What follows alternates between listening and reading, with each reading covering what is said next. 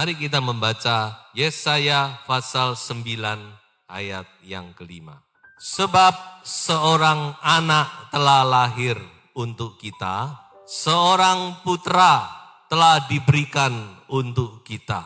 Lambang pemerintahan ada di atas bahunya, namanya disebutkan Orang Ajaib, Penasehat, Allah yang perkasa, Bapa yang kekal, Raja damai. Ayat ini ayat yang sangat luar biasa, mengingatkan kita tentang bagaimana anugerah pemberian yang diberikan oleh Allah kepada manusia. Pemberian yang terbesar, yaitu dikatakan putra, anaknya yang tunggal, Yesus Kristus, diberikan untuk kita. Tidak gampang ya, seseorang memberikan anak, tapi itu yang dilakukan oleh Allah Bapa kepada manusia. Nah, ada 3 hal yang saya lihat dari ayat ini. Yang pertama, saudara-saudara, kita harus mengerti bahwa keselamatan itu adalah anugerah. Seorang anak telah diberikan. Saudara, keselamatan kita itu adalah pemberian, hadiah, anugerah. Sesuatu yang tidak kita peroleh karena kita berusaha, karena kita bekerja, karena kita melakukan sesuatu yang baik, lalu dapat imbalan. Keselamatan tidak. Keselamatan tidak bisa dibeli oleh apapun juga. Betapapun banyaknya harta kita, kita tidak bisa memberi keselamatan. Itulah sebabnya Tuhan Yesus pernah ngomong, bukan? Apa artinya orang memiliki seluruh dunia kalau jiwanya binasa? Jadi kita saudara-saudara harus mensyukuri kita selamat itu karena Tuhan mengasihi kita. Efesus berkata, sebelum dunia dijadikan, Allah telah memilih kita di dalam Kristus supaya kita menjadi kudus dan tak bercacat. Kalau kita renungkan hal ini sesuatu yang luar biasa yang kita tidak bisa jangkau dengan pikiran kita. Jadi saudara-saudara, pertama-tama ayat tadi mengingatkan kita bahwa keselamatan kita itu adalah anugerah, adalah hadiah, pemberian yang cuma-cuma diberikan. Karena manusia tidak bisa mencapai keselamatan dengan apapun dan dengan cara apapun. Tuhan Yesus Kristus menawarkan keselamatan itu, saudara, diberikan kepada kita. Bersyukur kepada Tuhan ya. Yang kedua, saudara-saudara, keselamatan itu juga adalah sebuah tanggung jawab. Ini jangan lupa, saudara. Mengapa saya katakan keselamatan itu sebuah tanggung jawab? Karena bagaimanapun juga sebuah pemberian kalau tidak diterima juga nggak bisa. Betul saudara? Saudara pernah ngasih orang nggak diterima? Padahal ini hal yang sudah saudara upayakan, sudah pikirkan mana yang kira-kira paling terbaik, mana yang paling disukai, mana yang paling, lalu dikasih orangnya, sorry, saya enggak bisa makan ini. Enggak bisa bukan? Nah inilah yang saya maksud dengan tanggung jawab. Jadi Tuhan memberi kepada kita, tapi kita harus terima itu. Amin, saudara. Kita terima saja. Makanya kita jadi orang tuh harus bisa nerimo gitu ya saudara-saudara. Bisa menerima, rendah hati. Sudah, kita terima semua. Tuhan memberikan kepada manusia, tetapi manusia mempunyai satu tanggung jawab, yaitu menerima pemberian Tuhan ini. Kita terima keselamatan yang Tuhan beri itu. Kita sambut keselamatan itu. Dan yang ketiga, keselamatan itu adalah hadiah yang terbesar. Apapun juga yang kita miliki, semua tidak bisa mengganti keselamatan kita. Sebab itu keselamatan itu adalah sebuah hadiah yang terbesar yang Tuhan berikan di dalam nama Yesus dan hanya di dalam nama Yesus. Saudara pegang itu, mantap. Tidak ada keselamatan lain di luar nama Yesus. Mari kita baca satu ayat. Kisah Rasul pasal 4 ayat 12. Dan keselamatan tidak ada di dalam siapapun juga selain di dalam Dia. Sebab di bawah kolong langit ini tidak ada nama lain yang diberikan kepada manusia yang olehnya kita dapat diselamatkan.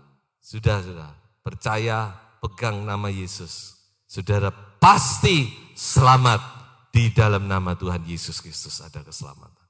Jadi saudara-saudara luar biasa yang Allah lakukan bagi kita. Dia memberikan yang terbaik untuk kita. Makanya Paulus sampai ngomong gini, kalau anaknya sejak diberikan, apalagi yang lain. Roma 8. Kalau Allah tidak menyayangkan anaknya yang tunggal, dia berikan bagi kita. Masa yang lain Tuhan tidak berikan? Jadi kalau saudara masih ada yang ragu dengan kebaikan Tuhan, Natal adalah satu kesempatan untuk saudara kembali merenungkan. Kalau anak sejak diberikan saudara, anak itu nyawa loh. Banyak orang tua lebih berani mengorbankan nyawa demi anak, bukan? Ketika Allah memberikan nyawa anaknya, saya yakin Allah mungkin sambil menangis. Tapi dia berikan yang terbaik bagi manusia. Makanya Yohanes 3:16 itu sudah paling pas. Nah, begitu besar kasih Allah kepada dunia ini. Sehingga dia berikan anaknya yang tunggal. Tidak bisa sudah mau minta anak. Tidak gampang. Nah, kita akan melihat lebih jauh. Jelas bahwa nama Yesus ada keselamatan. Tapi kalau kita kembali kepada ayat pokok kita tadi, Yesaya mengatakan bahwa Yesus itu juga punya gelar. Dan gelarnya ini menunjukkan apa yang dia lakukan bagi kita. Apa yang kita terima dari Yesus. Ada 5 hal di sini yang ingin saya sampaikan. Apa yang kita terima dari Yesus. Balikan ke ayat pokok saya ya. Coba kita baca sekali lagi ayat ini. Sebab seorang anak telah lahir untuk kita, seorang putra telah diberikan untuk kita. Lambang pemerintahan ada di atas bahunya dan namanya disebutkan orang pertama ajaib, kedua penasehat, ketiga Allah yang perkasa, keempat Bapa yang kekal, dan kelima Raja Damai. Jadi ini ada 5 berkat yang luar biasa di dalam nama Yesus.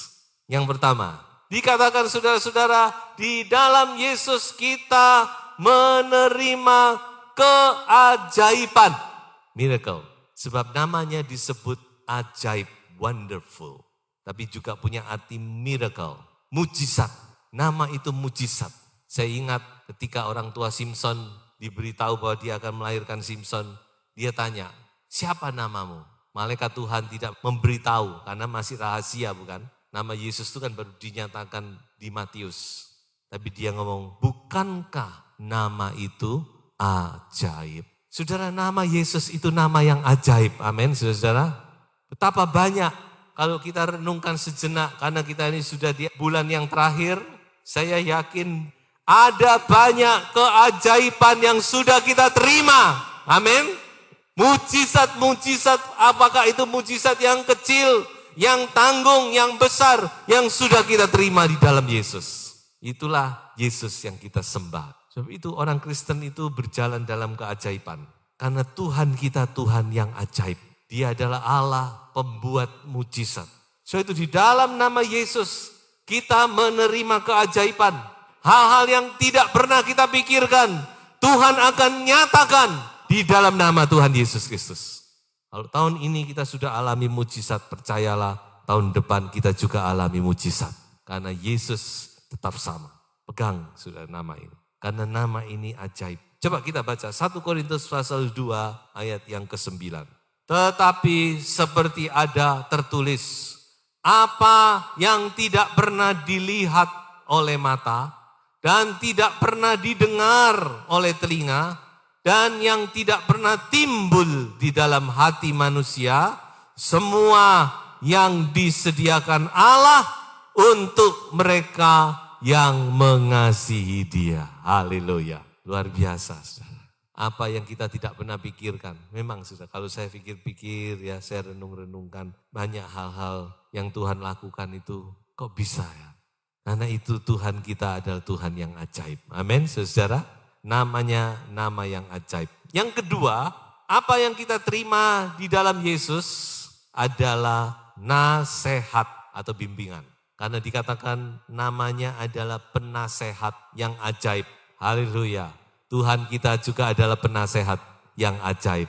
Apa yang saudara butuhkan? Nasihat apa? Tuhan itu suka loh diajak konseling. Kita punya konselor yang ajaib, yaitu Yesus namanya. Dia adalah penasehat. Dia yang akan memberikan nasihat, bimbingan, tuntunan, pimpinan dalam hidup. Saudara, kata ini kalau kita lihat di dalam perjanjian baru, itu sejajar dengan kata parakletos. Itu artinya juga penasehat, counselor. Dan itu bicara tentang pribadi Roh Kudus yang Tuhan berikan kepada kita. Dia adalah membimbing kita, mengajar kita, menasehati kita. Itulah Roh Kudus. Roh Yesus Kristus yang Tuhan taruh dalam kehidupan kita adalah roh penasehat. Dia yang mengajarkan kita segala sesuatu, membimbing langkah kehidupan kita. Sebab itu kita bersyukur, kita tidak pernah ditinggalkan sendirian. Roh Kudus selalu menyertai kehidupan kita. Dan yang ketiga, saudara-saudara, yang kita terima dari Yesus adalah keperkasaan. Allah yang perkasa dikatakan. Allah yang maha kuasa, mighty God. Allah yang hebat. Kata ini dalam bahasa Ibrani dipakai kata El Gibor. Itu artinya adalah Allah yang perkasa. Dia Allah yang memberi kemenangan di dalam kita, bersama kita. Itulah Yesus Kristus Allah El Gibor. Dia memberi kemenangan dari musuh-musuh kita yang mungkin jauh lebih kuat dari kita. Kadang kita menghadapi masalah, persoalan yang di luar kemampuan kita. Musuh, tantangan yang di luar kemampuan kita untuk kita bisa menang. Tapi ingat bahwa saudara disertai dengan Allah yang maha kuasa. Di dalam nama Yesus ada kemenangan. Waktu Daud maju menyerang Goliat, dia berkata, kamu maju dengan kekuatan manusia, tapi aku maju di dalam nama Tuhan semesta alam. Dan dia menang. Cara manusia bukan tandingan Daud itu. Tapi karena dia mengandalkan nama itu. Nama yang berkuasa. Nama yang mempunyai kuasa yang dahsyat itu. Dalam nama Yesus. Maka dia mendapatkan kemenangan. So itu saudara andalkan nama Yesus. Saudara jangan pikir nama itu tidak berkuasa loh. Dalam menghadapi mara bahaya pun kita bisa memakai nama itu. Saya kebetulan kok lihat ada satu cuplikan film ya. Tapi ini adalah film sungguhan. Jadi diambil dari sebuah toko, kan toko itu ada pengamannya. Diperlihatkan di situ ada seorang pemilik toko wanita, dia sedang melayani seseorang, tiba-tiba ditodong. Ada perampok masuk dengan pistol, dia minta uang saat itu. Si ibu ini adalah orang Kristen dan dia berkata kepada perampok itu, di dalam nama Yesus aku perintahkan kamu keluar dari tokoku. Pertama perampok itu agak bingung saudara-saudara. Kok enggak dilawan dengan senjata, dilawan dengan enggak tahu bagaimana saudara ya. Tapi akhirnya perampok itu ngelewes pergi saudara. Hanya mengandalkan nama Yesus. Saya juga pernah alami dibobol perampok malam-malam saudara. Mau gimana? Enggak tahu kenapa saya juga bingung saudara, saya juga pakai nama. Dalam nama Yesus keluar engkau. Tapi ya mandi juga saudara-saudara ya. Enggak tahu gimana perampoknya tadinya sudah mau mendekati kita sambil bawa pisau itu. Tapi kok dari ketakutan? Saya enggak tahu karena apa. Yang pasti kita terlindung oleh nama itu. Ada kuasa dalam nama Yesus. Ada keperkasaan. Sudah pakai nama itu dan saya percaya Tuhan akan mengadakan perlindungan. Yang keempat adalah kasih Bapa. Dia adalah Bapa yang kekal. Dunia ini adalah dunia yang krisis kasih Bapa. Tidak tahu bagaimana, saya juga tidak mengerti saudara-saudara. Tapi banyak kali bermasalah, ya ini tidak ada kasih Bapa. Makanya banyak masalah dalam kehidupan masyarakat ya. Anak bertumbuh tidak seimbang. Kita tahu banyak bapak di dunia ini tidak sempurna. Dan saya sendiri juga bukan bapak yang sempurna. Sangat terbatas. Tapi Yesus adalah bapak yang sempurna. Bahkan dia adalah bapak yang kekal. Bapak di dunia bisa mendampingi kita, tapi seringkali terbatas. Ada banyak orang yang tidak menerima kasih Bapa, tidak tahu gimana sih kasih Bapa itu. Tapi sudah tidak perlu kecewa dan putus asa. kita punya Bapa yang kekal di sorga. Setiap saat, saudara-saudara, kasih itu bisa dialirkan kepada kita. Jadi saudara-saudara, sebagai orang percaya, kita memiliki kasih Bapa itu lewat rohnya di dalam kita. Mari kita baca satu ayat di dalam Galatia pasal 4 ayat yang ke-6. Dan karena kamu adalah anak, maka Allah telah menyuruh roh anaknya ke dalam hati kita yang berseru, ya Aba, ya Bapa. Roh Kudus itu yang membuat kita mengenal kasih Bapa itu. So itu saya percaya setiap anak Tuhan dia mengerti kasih Bapa karena ada Roh Kudus di dalamnya. Dan yang terakhir dikatakan di dalam Yesus kita memperoleh kedamaian yang sejati. Tuhan Yesus berkata, di dalam dunia kamu gelisah, kamu khawatir, tetapi di dalam aku kamu mendapatkan damai sejahtera. Aku memberikan damaiku kepadamu, dan damai ini bukan seperti yang diberikan oleh dunia. Yesus adalah Raja Damai. Di dalam Yesus kita menerima kedamaian yang sejati.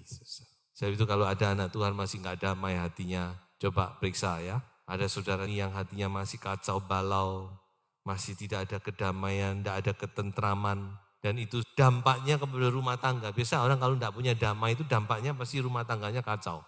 Coba kalau saudara punya damai, rumah tangga saudara pasti tenang. Anak-anak pasti senang, pasti kerasan di rumah. Kenapa? Damai itu mengalir, muncul, keluar dalam hidup. Dan kita anak-anak Tuhan harusnya punya damai. Karena Yesus itu Raja Damai. So itu mari saudara, kita kembali lagi alami damai sejahtera Tuhan itu.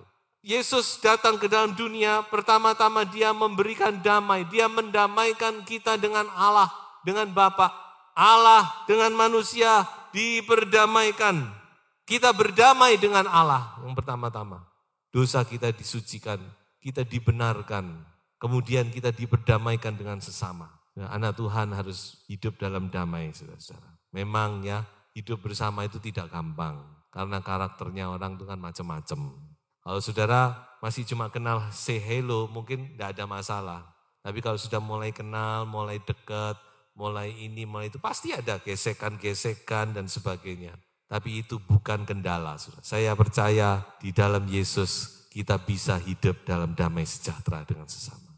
Dan kemudian kita berdamai dengan diri sendiri. Berdamai dengan Allah, berdamai dengan manusia, berdamai dengan diri sendiri. Yesus adalah Raja Damai. Dia datang memberikan damai. Dan itu semua sudah dimungkinkan dengan pengorbanannya di atas kayu salib. Dia mendamaikan kita dengan Bapa, mendamaikan kita dengan sesama manusia, mendamaikan kita dengan diri kita sendiri. Tidak ada lagi tuduhan-tuduhan, ketakutan dan sebagainya. Karena kita tahu kita sudah disucikan oleh darah Yesus. Sebab itu saudara-saudara, mari kita alami, mujizat kita alami. Pimpinan tuntunan Tuhan, keperkasaan Tuhan, kasih Bapa dan damai sejahtera itu. Kita mau alami itu semua. Tuhan Yesus memberkati.